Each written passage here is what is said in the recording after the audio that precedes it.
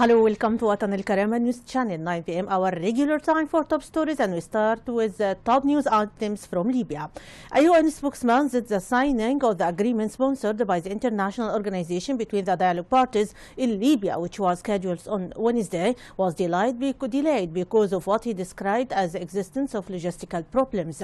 A number of supporters of guardianship government under the auspices of the UN envoy to Libya, Martin Kobler, were due to approve the government today in Sikhirat. During a news conference, the parliament speaker and the head of the outgoing Congress have called on the United Nations to postpone the Sikhirat agreement until they reached an agreement concerning the dialogue between them.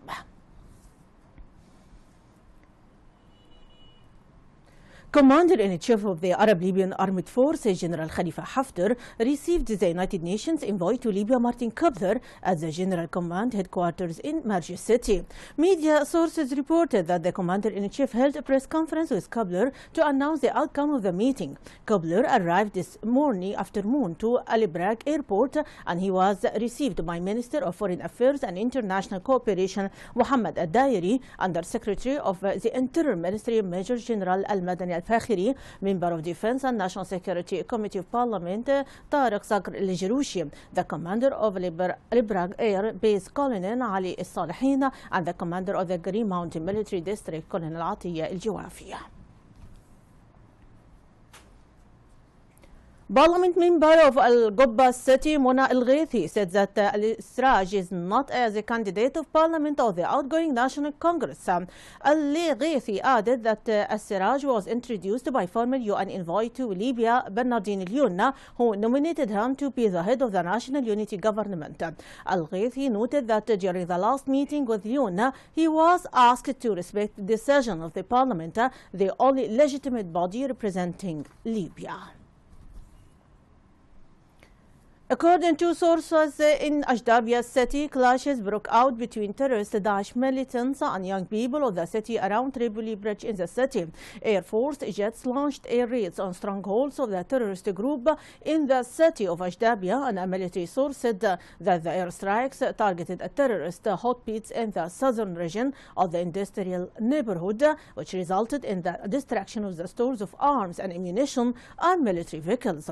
The military source added that the security forces were deployed to secure the South Ring Road in front of Ashruq Mosque in preparation to face terrorist militias. Special forces led by Colonel Wanis Bouhamada were deployed in Benghazi during the past 2 days. Bouhamada said that this force has special and limited tasks, and its role is the deployment of patrols inside the city to save and realize security, arrested terrorist cells in the center of the city, and help the Interior Ministry. Bouhamada also noted that the force directly received orders from him and the commander of the 1st Battalion of Special Forces, or the commander in charge of the force, Captain Mohammed El-Warfli.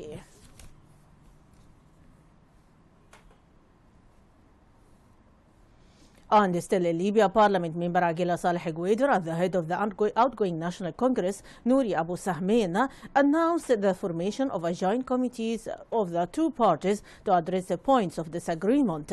To begin its task today, demanding the United Nations to postpone the signing of the political agreement scheduled Thursday in Sikhirat, Morocco. This came during a press conference held by Aguila and Abu Sahmein in Maltese government headquarters in Valletta after a joint meeting under the auspices of Prime Minister Joseph Muscat. Saleh said joint committees were formed to address the points of differences and tackle the crisis to reach good results satisfying the Libyan people.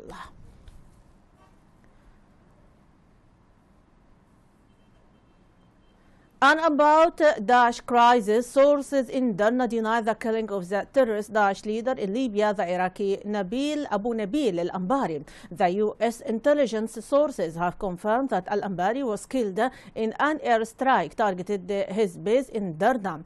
The U.S. President Barack Obama said that the Ambari was killed in an airstrike carried out by the United States in Libya 2 weeks ago.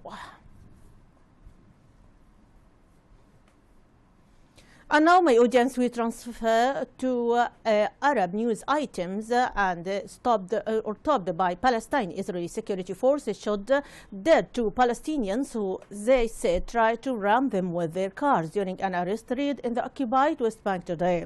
Both the Israeli security forces and Palestinian medical sources confirmed that the news of the 2 killed during the raid. Soldiers shot and killed the driver of a car who tried to run them over in one attack during the raid in Qalandia refugee camp, the army said. 3 soldiers were reportedly injured. In a second incident elsewhere in the camp, Parliamentary Border Police shot dead a driver of another car who tried to ram them, a police spokeswoman said. Palestinian medical sources said 4 people went to hospital with gunshot wounds after a clash that erupted during the raid, which the army said was intended to arrest suspects and confiscate weapons. Resident of Qalandia refugees camp and a member of Fatah political party, Jamal Lavin, said that the Israeli raids are unjustified. The Palestinian youth in the refugee camp in specific and Palestinians in general are very angry from these unjustified raids. U.S. Defense Secretary Ash Carter arrived in Baghdad today for talks with the U.S. military commanders seeking ways to intensify the fight against terrorist Daesh militants.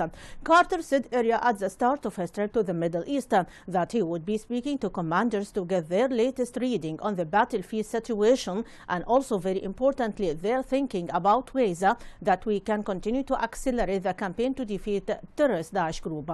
There are growing signs of U.S. moves to step up its military campaigns against the group, which has claimed responsibility for attacks in the West, including the bombing and shooting attacks which killed 130 people in Paris last month.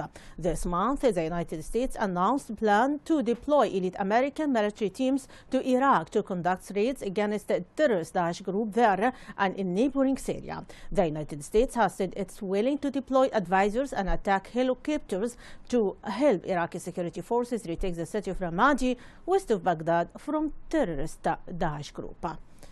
And now, my audience, will transfer to Syria. Russian Foreign Ministry spokeswoman Maria Zakharova confirmed today that Foreign Minister Lavrov planned to attend an international meeting in New York on the Syrian crisis on Friday. Also tomorrow in the afternoon, Sergei Lavrov is going to fly to New York to take part in a meeting of the International Syria Support Group and other events as the United Nations devoted to Syrian settlement. Zakharova said, speaking at a weekly briefing in Moscow, Russian FM Lavrov announced his decision to travel to New York last night after several hours of talk with his U.S. counterpart John Kerry and Russian President Vladimir Putin. He called the talk substantive and said the 2 countries were now moving in the same directions on Syria. Talking about the situation in eastern Ukraine, Zakharova said there were still serious differences between Kiev and the East and that the contact group will try to resolve them at its next meeting before the end of the year. My audience, that is a wrap-up of our top stories for today. For much more, you can check our website www.watanalkarama.tv. Thanks very much for being with us. My greeting, Rانيا البليدى.